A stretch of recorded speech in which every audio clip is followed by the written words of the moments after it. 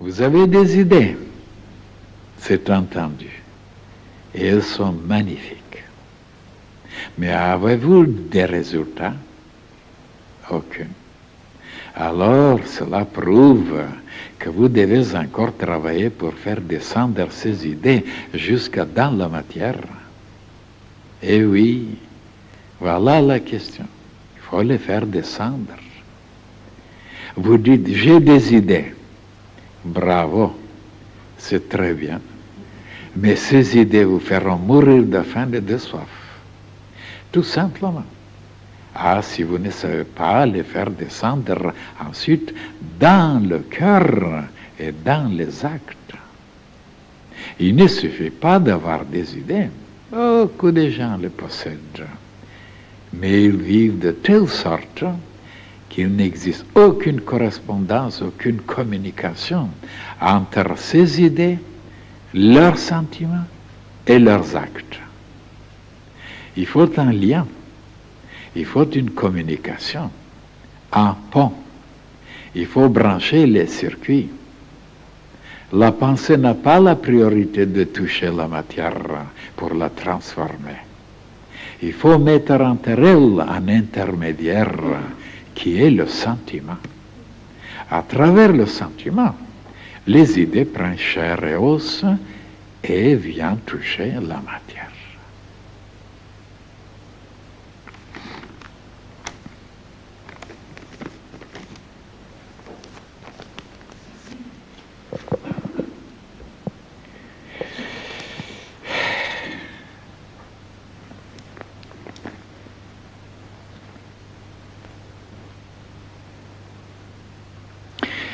Malgré que j'ai déjà insisté sur cette question, sur ce sujet, mes chers frères et sœurs, cette page restera incompréhensible, bizarre, si je n'explique pas.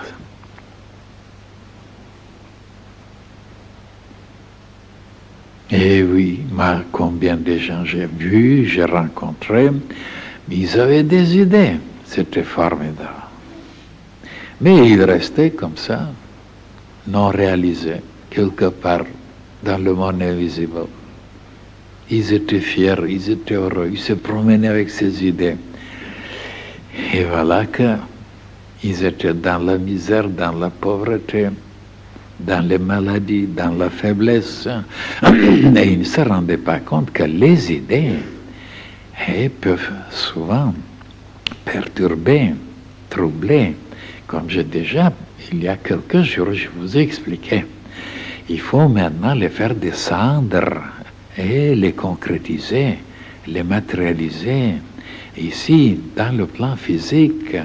Et voilà ce que les humains ne pensent pas, ne connaissent pas. Tous sont contents d'avoir des idées.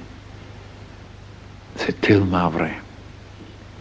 Et il n'y a que dans l'enseignement de la grande fraternité blanche universelle qu'on nous éclaire, on nous explique, et des choses que jamais beaucoup de personnes ne se rendent compte. Maintenant, vous êtes étonnés maintenant que les idées, pour se réaliser sur la terre, elles ont besoin d'un intermédiaire. Ça, on ne voit pas la raison, on ne voit pas pourquoi le sentiment doit être intermédiaire. Et pour vous éclairer maintenant, je vous montrerai de nouveau quelque chose, une image. Certains frères et sœurs connaissent déjà cette image parce que j'ai déjà parlé dans le passé. Alors je m'amusais à présenter un frère qui revenait de la plage.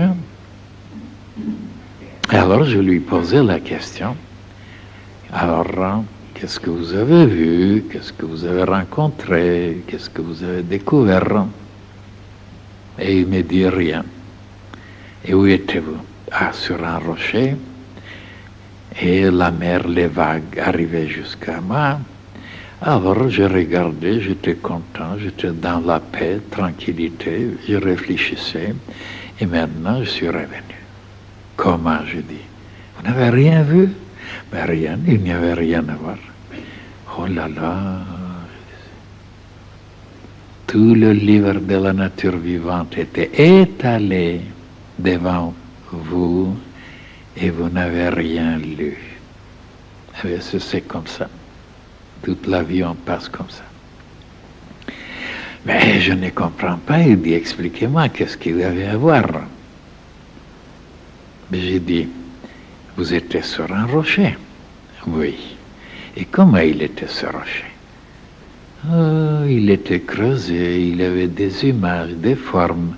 Même souvent, j'ai constaté qu'il y avait des visages qui ressemblaient aux frères et aux sœurs de la fraternité. Ah, j'ai dit très bien, très bien. Et après, qu'est-ce qu'il y avait après, ce qui arrivait vers le rocher? Ah, ben c'était de l'eau, c'était la mer, c'était... Ah. Et il y avait donc des vagues qui venaient, oui. Et qui les poussait maintenant, ces vagues-là? C'était le vent. Il y avait, sûrement c'est le vent, c'est l'air. Bon. Et qui poussait l'air maintenant pour venir agiter l'eau, et l'eau se jetait sur le rocher pour creuser, pour façonner, pour modeler depuis des siècles. Il réfléchit, il dit, ça doit être le soleil. Ben voilà, j'ai dit, voilà, maintenant il faut déchiffrer. Et qu'est-ce que c'est maintenant, toi? Qu'est-ce que c'est toi? Ben c'est la même chose, tu es un rocher, creusé, modelé, un peu mal formé, mais ça ne fait rien. Creusé. Oui. Et qui a fait ça? Oh, il a dit, je ne sais pas. Ben l'eau, ben c'est le sang. C'est le sang qui a modelé ça. Il apportait des matériaux, le sang, et il les déposait dans un endroit et pas dans un autre. Et voilà pourquoi il y a des formes, il y a des trous, il y a des aspérités invraisemblables. Et après, et qui a agité l'eau, le sang, la circulation de l'eau? Ah, c'était l'air, c'était la respiration. Oh, et la respiration, alors le vent. Et qui a poussé ça? Oh, quelque chose en dedans. C'était l'esprit, c'était cette force-là. Et voilà, j'ai dit, vous voyez, le rocher, c'est le corps physique. Le sang, c'est le sentiment. Et l'air, c'est la pensée. Et alors le soleil, ben, c'est l'esprit.